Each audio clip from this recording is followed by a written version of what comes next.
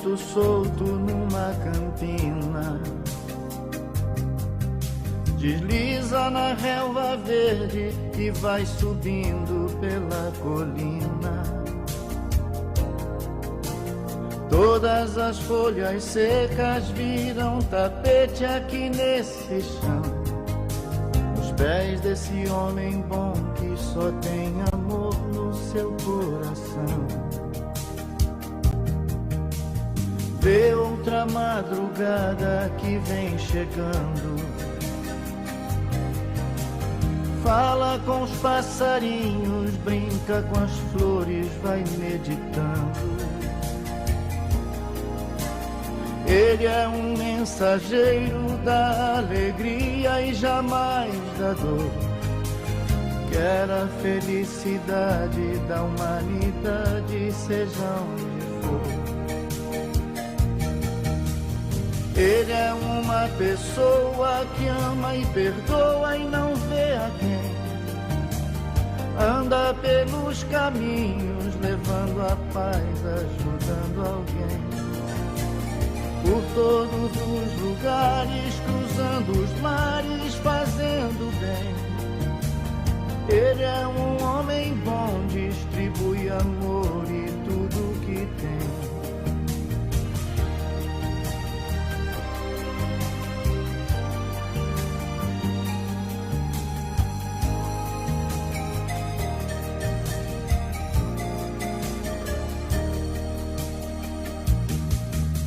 Cheio de amor e fé, ele é nosso irmão. Aquele grande amigo que no perigo estende a mão. Tem no olhar a calma, tem luz na alma e na sua voz. Tem sempre uma palavra de amor e paz pra dizer pra nós. Sabe tudo que diz o livro sagrado e tudo que ele ensina em seu coração ele tem guardado. Quem sabe o nome dele, se é Pedro ou Paulo ou se é João. Só sei que é um homem bom porque tem Jesus no seu coração. Ele é uma pessoa que ama e perdoa e não vê a quem. Anda pelos caminhos, levando a paz, ajudando alguém. Por todos os lugares, cruzando os mares, fazendo bem. Ele é um homem bom, distribui amor e tudo que tem. Ele é uma pessoa que ama e perdoa e não vê a quem. Anda pelos caminhos, levando a paz, ajudando alguém. Por todos os lugares, cruzando os mares, fazendo bem. Ele é um homem bom, distribui amor e tudo que tem. Ele é uma pessoa que ama e perdoa e não vê a quem. Muita paz, queridos irmãos e irmãs. Mais uma vez, gostaríamos de tecer alguns comentários sobre essa nobre doutrina que nós abraçamos com muita alegria, com muita satisfação, por ela nos encher o coração de alegria, de satisfação, de paz. E estamos, então, divulgando essa nova obra da nosso querido irmão Divaldo, de Joana de Ângeles, que se chama Vidas Vazias. Uma obra singular para este momento que nós estamos vivendo, a pandemia, para que possamos, então, em família, debater os temas que estão aqui e vivermos a mensagem de Jesus de uma forma dinâmica, diferente, não só nas palavras, mas nas nossas reflexões, nos nossos pensamentos do cotidiano. E Joana, então, através das mãos de Divaldo, inicia a obra falando deste homem singular que nós estamos cotidianamente reflexionando, já fizemos exposição recente na nossa instituição sobre ele, que é Francisco de Assis. Então ele lá faz uma exoração odierna. Então ela exalta a figura de Francisco de Assis, dizendo, de uma forma muito interessante, que todos pensam que tu és a doçura do Cordeiro. No entanto, és a maior tempestade que desceu dos céus à terra para mudar a estrutura do amor no mundo. Todos pensam e falam na tua humildade e olvidam que és o guerreiro poderoso que, ao invés de servir aos homens, lutas pelo Senhor dos homens. Todos te exaltam a renúncia, esquecendo-se da tua ambição maior, que é a conquista do reino dos céus. Então, ela começa a obra falando nessa página muito linda, e nós ficamos assim emocionadíssimas, ficamos muito emocionadas ao lermos essa abertura, falando deste homem que nós temos colocado realmente como nosso modelo nas diversas ações que temos empreendido. Agora há pouco estávamos falando com uma amiga que também tem feito, ela faz vários enxovais, há muito tempo ela faz isso, enxovais para recém-nascidos, e distribui com um querido companheiro a várias pessoas, a várias instituições. Ela já nos aquinhoou com seus trabalhos, através das suas mãos, porque o interessante é quando nós colocamos as nossas mãos a serviço de Jesus. E nós estávamos dizendo assim, que a pandemia nos retém o corpo dentro das nossas casas, mas os nossos corações devem estar na rua, a serviço dos nossos irmãos, daqueles que precisam. Outra das nossas amigas está distribuindo cestas básicas e pães aos nossos irmãos necessitados. E em todas essas campanhas nós estamos engajadas, né, na medida que as nossas forças nos permitem. Porque é isso que nós devemos fazer. É isso que nós devemos, então, porque quando Joana termina a sua carta espiritual a Francisco, ela o chama de doce amor da minha vida. Então, Francisco deve ser realmente esse doce amor, esse doce enlevo, essa doce significação das nossas existências.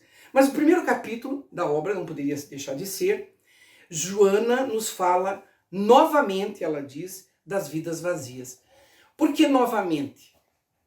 Porque nós teimamos como almas revestidas do corpo carnal, porque quando nós estamos na erraticidade, na nossa vida verdadeira, ou na nossa vida espiritual, porque nós somos espíritos revestidos de matéria, né? Nós somos espíritos revestidos de matéria, então quando estamos revestidos de matéria, nós somos a alma, né? Essa alma, nós perdemos então, muitas vezes, esse sentido da vida espiritual, porque somos tomados por essa ilusão da opacidade das coisas que nos cercam, das coisas materiais. Então ela vai nos tecendo as várias escolas psicológicas, porque Joana é conhecida por esse estudo psicológico que ela tece a respeito das várias escolas, né? Porque ela, na espiritualidade, ela teve essa oportunidade singular de tecer vários estudos aprofundados com os vários estudiosos da alma humana. Então ela vai nos falando sobre Sigmund Freud, que iniciou as suas pesquisas sobre a questão da sexualidade, mas esse estudo da sexualidade se abriu uma fronteira enorme, nos mostrando a castração humana a respeito da sua vivência da sexualidade, principalmente por causa das religiões ortodoxas, das religiões que colocaram na questão da sexualidade uma barreira enorme e colocaram no sexo, nesse sexo, que hoje se vive em contrapartida. Se na época medieval ele foi a pedra de toque que nos levou à insanidade, né? Porque se colocou nele uma dificuldade enorme da sua vivência, porque ele era pecaminoso, ele era travestido como uma situação totalmente escabrosa na vivência humana. Hoje nós vivemos a libertinagem, nós vivemos em contrapartida essa situação que nos leva a um desregramento tão grande que também nos fere, né? Nos coloca como seres humanos quase objetos. Porque nós não conseguimos sair do instinto para o sentimento elevado, que nos educaria à vivência sexual de tal maneira que nós conseguíssemos, então, sermos seres mais elevados nessa questão. Então, Sigmund Freud foi maravilhoso, né, nessa questão, mas esbarrou, então, em colocar na sexualidade toda a questão do conflito da humanidade. Aí ela fala sobre Adler, que foi discípulo de Freud, e ele foi um pouco além nos conflitos humanos, colocando uma parcela enorme das nossas dificuldades na situação dos conflitos da inferioridade, né? Que é esse sentimento que nós nos sentimos muitas vezes inferior ao outro por não termos as mesmas capacidades, né? Conflito da inferioridade humana, em que nós nos posicionamos, então, numa situação de dificuldade por essa inferioridade humana, né, diante dos outros, diante do nosso semelhante. E vai embora falando também de Carl Gustav Jung, que teve um papel maravilhoso, não concordando com seu mestre também, porque ele teve um contato muito grande com Freud, mas foi além, nos falando sobre os arquétipos, mas limitou esses arquétipos muito, não nos permitindo que esse arquétipo coletivo da humanidade que viria da sua ancestralidade, não aceitou que esses arquétipos fossem os arquétipos de outras existências, inclusive com a questão ligada às obsessões que são para nós espíritas uma realidade muito grande, inclusive esses arquétipos vindo dos nossos atos do passado, as marcas que nós trazemos dos nossos atos das outras existências que nos marcam profundamente, que determinam muitas vezes os nossos comportamentos atuais. Então, Joana nos diz que a ciência atual e a tecnologia de ponta, que nós estamos vendo, né, que a tecnologia não tem conseguido resolver de forma eficiente a pandemia que nós estamos vivendo. Então, esse vírus que foi criado pelas dificuldades das nossas mentes em desalinho,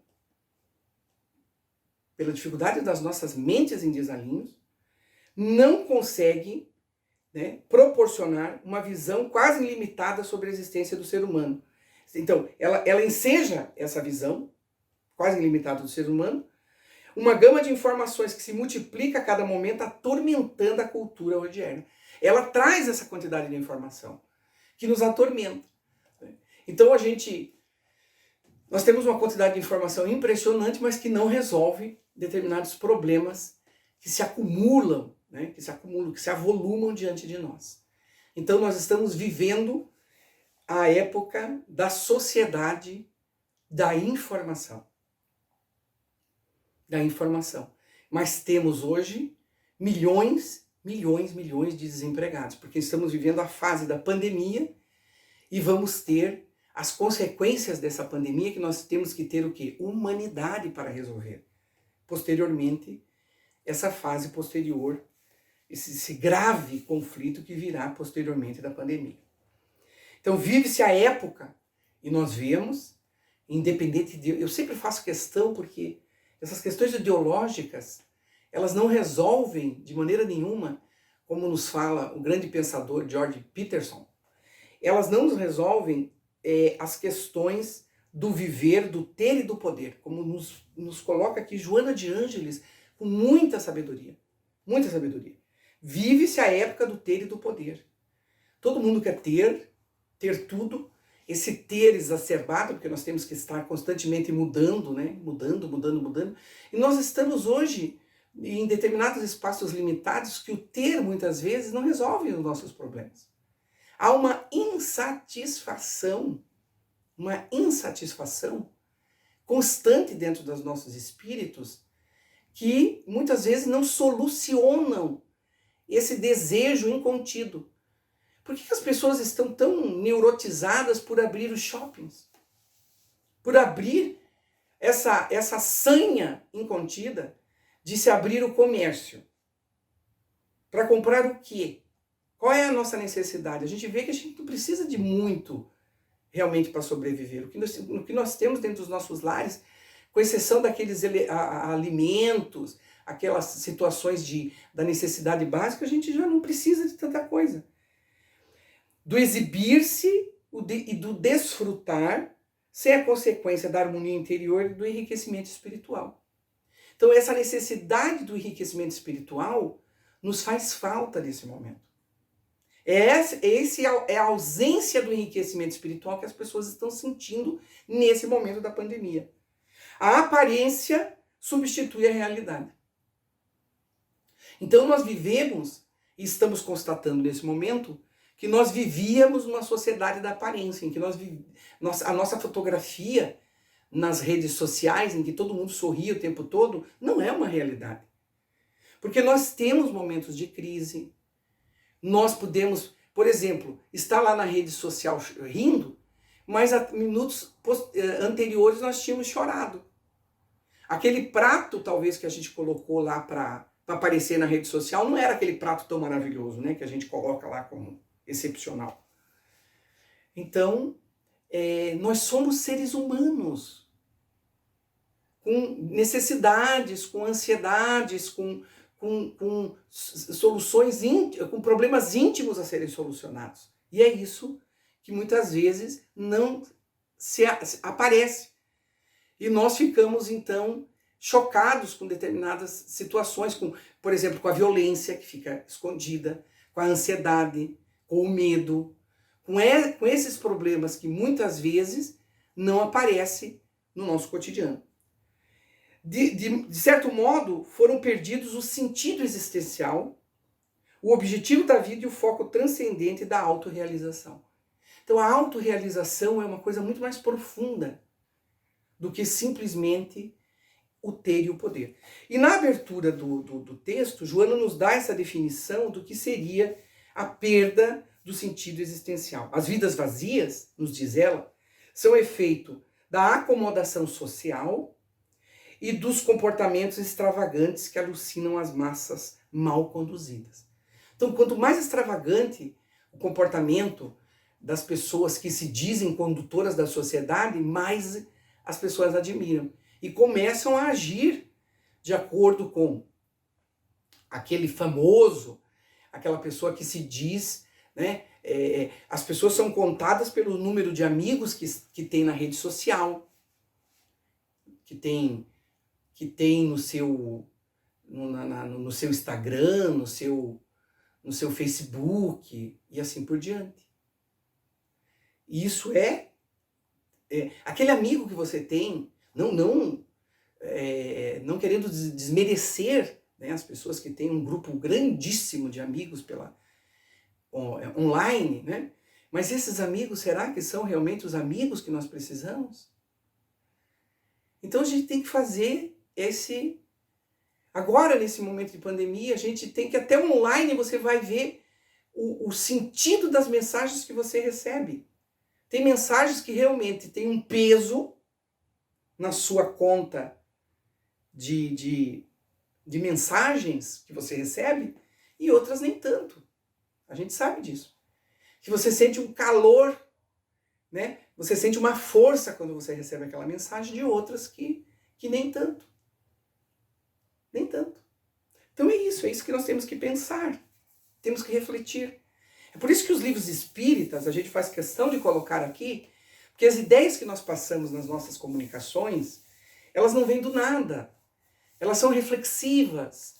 Elas nascem do estudo, elas nascem da reflexão. Nós não tiramos de lugar algum. Elas nascem da leitura, do estudo das obras da codificação. Então a ambição que nós vivemos nesse momento, a ambição pelas coisas de imediato, porque nós somos imediatistas, né? Significado tem substituído os valores realmente legítimos da emoção que é superior, que é profunda. Quais sejam esses sentimentos superiores? A prece, a meditação, a solidariedade e o afeto. Esses são sentimentos profundos. E que nós não cultivamos, não adianta, a gente fica no cotidiano, no dia a dia, correndo para lá e para cá. E muitas vezes falta esse sentimento de solidariedade, né? Que é profundo. O afeto que deve ser uma coisa muito cultivada, muito... O afeto é uma coisa que nasce através do tempo. Se ele não é cultivado através de ações do cotidiano, desta e de outras existências, ele não vai se solidificar. A meditação é uma coisa difícil de ser feita. Nós temos que tirar um tempo que nós temos que estar intimamente nos observando, solitários. E a gente não gosta de estar sozinho muitas vezes, né? De olhar para dentro e ver quem nós somos realmente. E a prece é essa ligação espiritual com os planos mais elevados, que a gente deveria ter pelo menos 2 momentos do dia, que nós fizéssemos esse intercâmbio com os planos mais altos. Então torna-se urgente o impositivo de uma alteração de conduta, buscando-se novos focos de interesse existencial. Nós temos que ter essa busca, né? Essa busca importante de interesse existencial, tais como a conquista da paz, porque só Jesus teve a capacidade de dizer: eu vos dou a minha paz. Eu não tenho coragem de dizer para você: eu vos dou a minha paz, porque eu não tenho. Muita paz, eu digo muita paz, eu estou dizendo que paz de quem? A minha? Quando eu iniciei minha exposição agora, não, a paz de Jesus. A paz dos bons espíritos. A paz daqueles que conduzem a humanidade. Então, a conquista da paz, é importante nós conquistarmos essa paz. Do trabalho de beneficência. Quais os trabalhos que nós estamos... Ah, não, mas eu estou na pandemia, eu estou em casa. Não. Nosso Caminheiros do Bem continua precisando da nossa ajuda. A Mansão do Caminho precisa que a gente ajude comprando as obras, comprando a revista Presença Espírita, que está aqui, ó, que é um manancial para a gente estudar. Né? Nossa casa continua com a sua biblioteca lá. A gente tem que ver quais os horários que a gente pode mandar pedir os livros, ou aí a gente ir com a nossa máscara bem num horário definido, que a gente possa ir lá para comprar suas obras. Tem os trabalhos de benemerência continuam funcionando. E a gente precisa continuar ajudando as nossas instituições para que elas continuem fazendo o trabalho que elas executam muito bem a favor dos nossos atendidos. Né? E tem vários trabalhos, nós temos que nos vincular a essas obras, a esse trabalho que não para. A conquista da paz, o trabalho de beneficência e da imortalidade. Tanto é assim, né, que... aqui o texto seguinte nos fala sobre, um dos textos seguintes nos fala sobre a imortalidade. E o que é a imortalidade para nós espíritas, né, gente? A imortalidade. Mas nós vamos pular a imortalidade, não vamos falar sobre ela, porque a imortalidade está na questão 220 do Livro dos Espíritos, e quando nós estávamos estudando agora sobre a imortalidade, nós vimos que a questão 220 fala o seguinte: o que é a existência na Terra comparada a 1 minuto, a 1 segundo na eternidade. Mas está aqui. Nós vamos ler o texto do livro dos Espíritos, porque nós separamos e vamos ler num segundo, que é 1 segundo mesmo. É só abrirmos aqui a questão 220 e vamos ler então. Ó. Que é a duração da vida corpórea em confronto com a eternidade? Menos que 1 minuto, menos que 1 segundo. O que é a duração da vida? E nós temos preguiça de fazer o bem. Nós temos dificuldade em passar pelo sofrimento, pela pandemia. Vamos ficar desesperados porque estamos nos nossos lares. E nós, ainda que muitos de nós temos conforto, temos todas as regalias de um lar confortável à nossa disposição, então não podemos reclamar, né? De maneira nenhuma. Então, o que é a existência, uma existência perto da eternidade? Absolutamente nada. Então, é importante que a gente reflita a respeito disso. Então, a conquista da tua paz. Tem um texto belíssimo no capítulo 4 que fala sobre essa conquista da paz. E ela vem, Joana, e nos fala da ilusão que atinge exagerado panorama nesse momento. Estávamos falando sobre a ilusão da matéria, das coisas materiais. E nós vemos que essa ilusão pode não nos abandonar até o derradeiro momento de nós deixarmos a vida material. Nós temos a ilusão que nos ofusca. E nós temos, como dizia Jesus, ver a quem nós queremos servir. A Deus ou a Mamon. A ilusão. Quem nós queremos servir? A ilusão atinge exagerado panorama, arrancando o indivíduo da sua realidade para as paisagens tresvairadas da fantasia. A fantasia do ouro, né? A gente vê o nosso apego às coisas que nos cercam. A gente não quer se desfazer de nada. Parece que a gente vai levar tudo que a gente tem dentro daquele caixão que não cabe nada dentro. Vocês já viram o caixão no qual nós vamos ser inumados? Quando a gente vai ter. Porque a pandemia está mostrando que às vezes nem isso a gente vai ter. E a gente se preocupa com essas coisas de menor importância. Esquecendo-se que Sócrates, no momento que ele ia ser, no momento final do seu envenenamento, que ele foi envenenado por aqueles que tinham inveja da sua estatura moral, do seu conhecimento, ele que sabia que nada sabia, porque o conhecimento da eternidade, o conhecimento que a gente pode chegar na evolução espiritual, que nós estamos destinados, é enorme, é imenso. Os seus discípulos perguntaram para ele: mestre, onde que o senhor quer que a gente inume, que a gente enterre o seu corpo material? E ele respondeu: jogue em qualquer lugar. Jogue em qualquer lugar, porque o corpo material realmente não tem importância.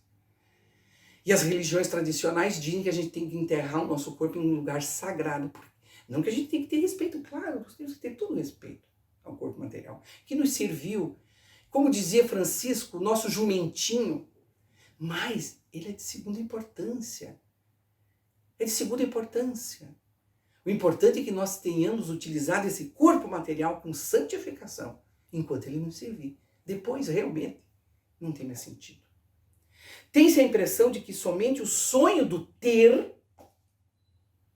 poder, do se sobrepor a tudo e a todos, e do ter esse poder, que está aqui, ó, proporciona bem-estar, mesmo que dispare o gatilho interno da insatisfação e do medo de não poder gozar indefinidamente.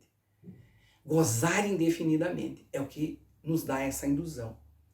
As exigências da moderna tecnologia impuseram um comportamento de velocidade, a fim de serem apreciadas todas as contribuições da comunicação virtual, impedindo-se, de certo modo, o aprofundamento das questões normais da existência. Então nós nunca temos tempo um para com os outros. É por isso que a pandemia veio. Vamos ter tempo agora. Tempo de olharmos uns nos olhos dos outros. Ainda que a gente não esteja junto uns dos outros, mas nós estamos perto daqueles que nos são essenciais. Vocês já notaram? Então olhe nos olhos daqueles que estão mais perto de você. Bem mais perto de você. Olhe nos olhos. A valorização do corpo, da aparência, né? A gente não está podendo ir na academia, não quer dizer que a gente vai virar. Tá certo que a gente vai ficar com os pneus extras, não tem jeito. Eu mesmo estou cozinhando mais do que o normal. Num culto extravagante e muitas vezes patológico, vem substituindo os impositivos profundos do ser, cada vez mais exigente do ego. Então agora a gente vai cuidar do corpo, mas a gente vai cuidar do espírito, que é mais importante. O espírito. Vamos lembrar que dentro desse corpo material tem esse espírito, Então vamos alimentar esse espírito com ideias superiores. Vamos alimentar esse espírito com a oração. Vamos alimentar esse espírito com as ações beneméritas do bem, servindo. Vamos pensar em Jesus com mais força, com mais determinação, com mais realmente desejo de ser discípulo desse mestre que está nos aguardando nos portais do infinito há tanto tempo, há mais de 2000 anos. E nós conseguimos ainda nos sentirmos diferentes uns dos outros, nos sobrepondo aos outros pela força, nos sobrepondo aos outros pela violência, nos sobrepondo aos outros por nos sentirmos muito mais superiores, seja pela cor, seja pela posição social, seja pelo dinheiro. Vamos mudar essa situação, nos colocando a serviço do nosso próximo. Se nós somos aquinhoados, seja com qualquer situação, vamos nos colocar a serviço, como se colocou Jesus ao lavar os pés dos seus apóstolos. Jesus, que foi o espírito mais elevado que esteve na terra, com a sua história de amor. Porque o segundo capítulo da obra é falando sobre esse homem incomparável que se chama o Rei Triunfante. Porque Jesus foi esse rei. Não havia dúvidas de Joana de Ângeles. Ele era o rei que se esperava. Apesar de não ser aquele rei belicoso, apesar de não ser aquele rei que brigou pelo poder temporal, mas cujo reino não se estava preparado. Porque ele não veio se sobrepor às coisas do mundo.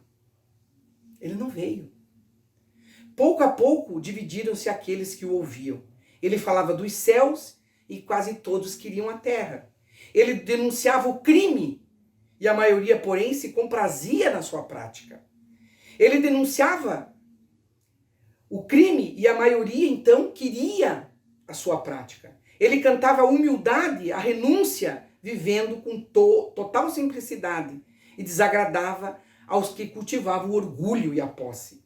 A inveja e a sordidez humanas passaram a segui-lo, não para aprender a sua mensagem, mas para surpreendê-lo em qualquer dito que se lhe pudesse transformar as acusações, criando armadilhas e sedições para o aniquilarem.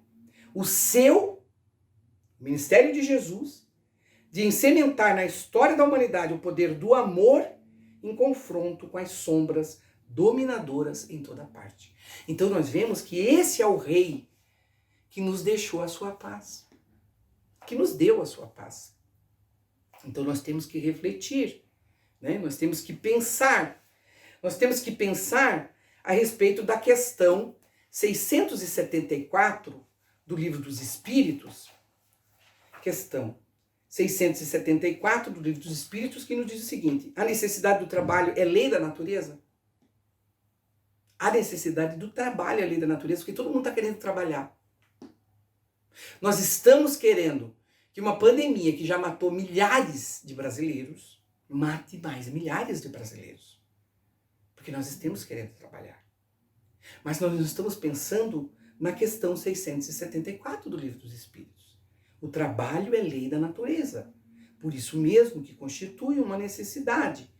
E a civilização obriga o homem a trabalhar mais, porque ele aumenta a necessidade dos gozos. E vamos ver mais ainda.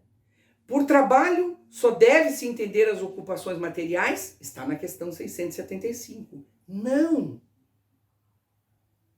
Nós estamos sendo chamados por Jesus a não fazer apenas o trabalho material. O espírito trabalha assim como o corpo. Toda ocupação útil é trabalho. Nós não estamos entendendo que agora nós estamos sendo chamados para fazer um outro tipo de trabalho. Um trabalho diferente, um trabalho superior, um trabalho que nos dê a dimensão espiritual das nossas existências. Mas nós estamos voltados apenas para o trabalho material, né?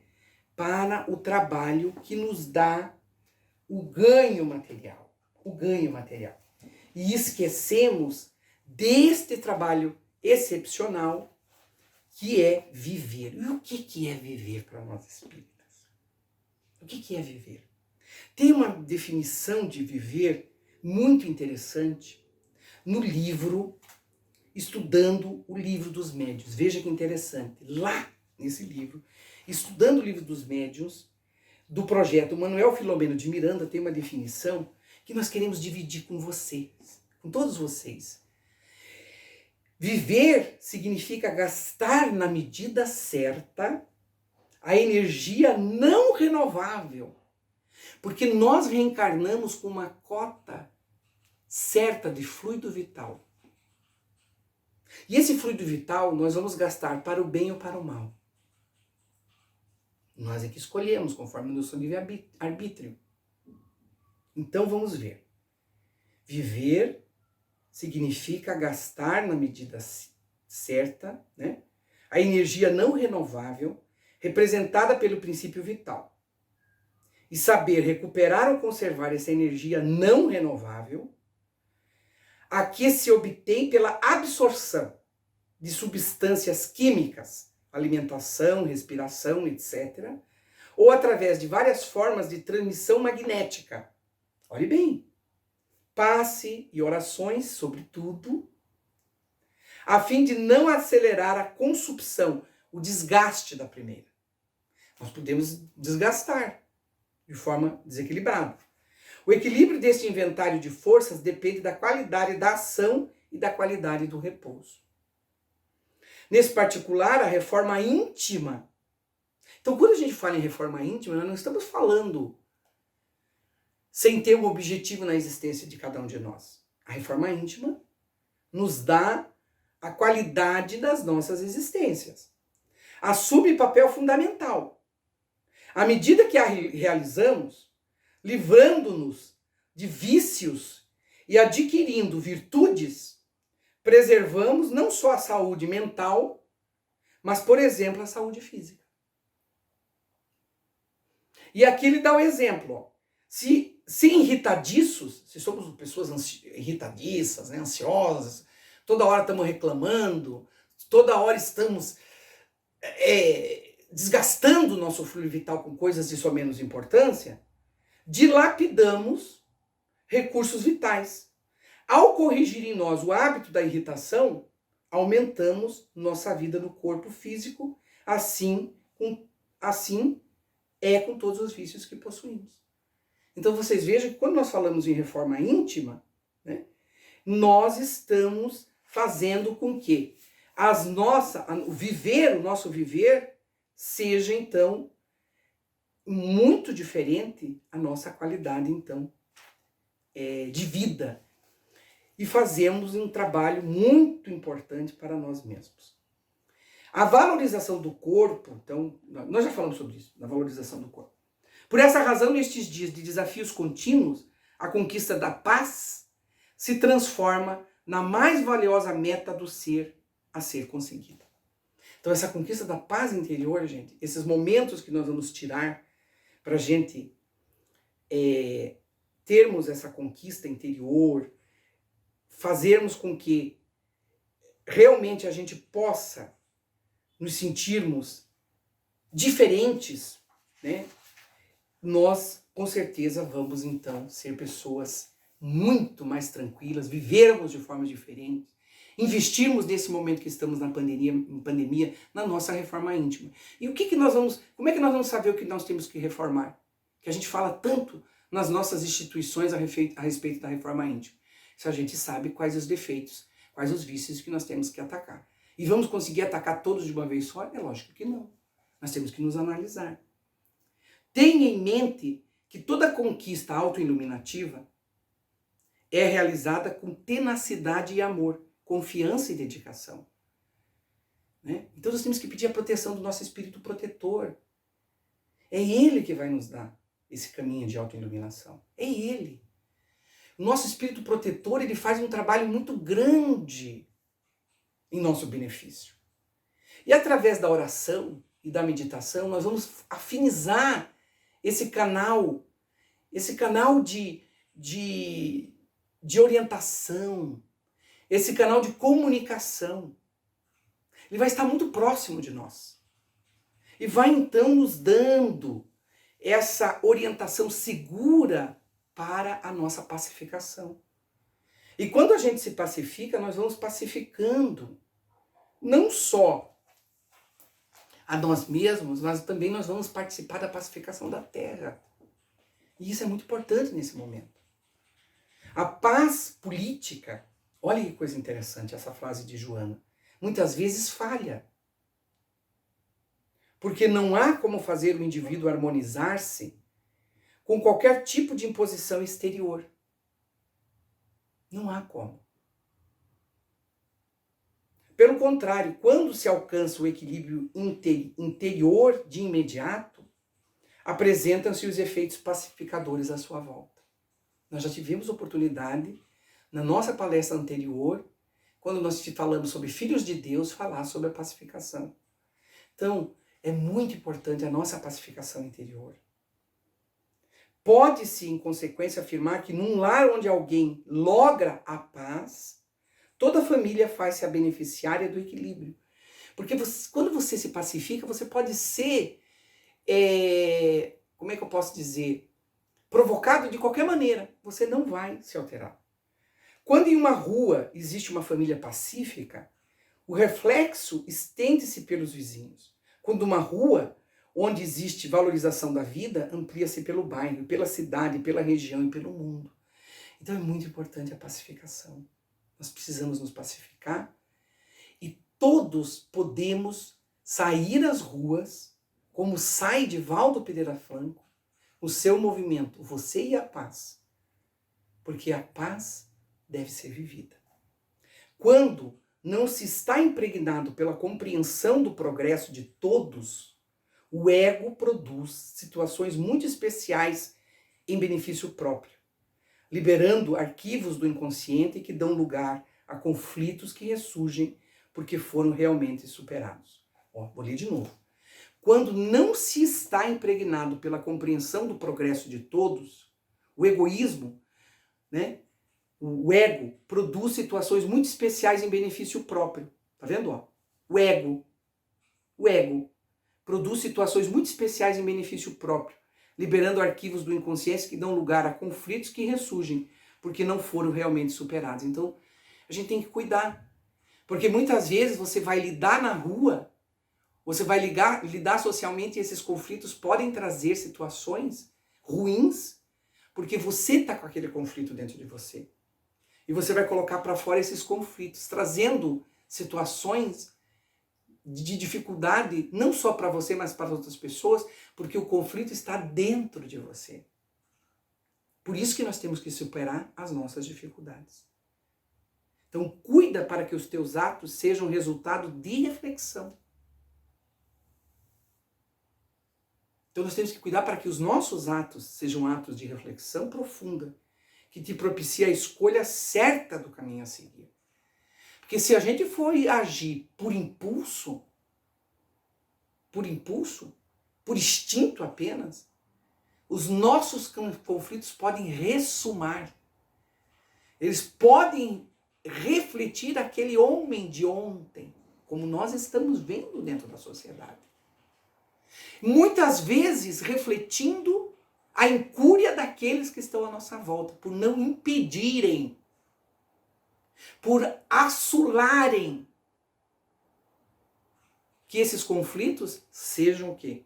Reforçados pela massa, pelas obsessões que campeiam como? À solta dentro da sociedade. Então cuida para que os teus atos sejam resultado de reflexão profunda, que propicia a escolha certa do caminho a seguir. E como é que a gente pode fazer isso? Nós acabamos de falar dos espíritos superiores, do nosso espírito protetor. E de quem mais? Quem que comanda os destinos do nosso planeta? Toma o Evangelho de Jesus como roteiro para o comportamento e em qualquer situação desafiadora que nós temos todos os dias, que nós temos a cada momento da nossa caminhada, que nós temos a cada segundo das nossas existências. Pergunta-te como faria Jesus, como faria o nosso mestre naquela situação. Caso fosse ele que tomaria a decisão. Essa indagação abre o matagal dos tormentos habituais e, como luz meridiana, clareia o pensamento e faculta o encontro seguro da trilha a percorrer. Então, queridos irmãos, Jesus é a fonte da nossa paz interior. Jesus é a fonte da estrada desta existência e de nosso porvir espiritual. É Ele que nos dá essas lições preciosas nessas obras que nos facultam a paz interior, que nos facultam a meditação, as reflexões preciosas que clareiam o nosso pensamento, o nosso discernimento, que nos possibilitam revisitar os grandes personagens da história, tirando as vendas dos nossos olhos, para que nós depositemos nas nossas existências e no porvir que nos aguarda. Porque tudo passa. Todas as dificuldades que estamos vivendo nesse instante e que a doutrina espírita nos possibilita através do estudo, porque não é por estarmos em casa, se nós temos essa gama enorme de informações através das mídias também nós temos as informações seguras da nossa doutrina. E podemos manter os nossos estudos, o conhecimento doutrinário é muito importante. É muito importante que nós aprofundemos nesse momento. Nós que sempre postergamos o estudo da doutrina. É importante que nós estudemos. Que nós abramos finalmente a codificação espírita. Que nós sempre deixamos para amanhã. E que possamos, como orientadores da geração futura, doarmos aos nossos filhos a codificação espírita como grande herança de orientação que vai conseguir abrir a eles esse caminho da verdadeira felicidade espiritual. Que Jesus, então, seja realmente o nosso mestre e a esperança de um novo porvir para toda a humanidade.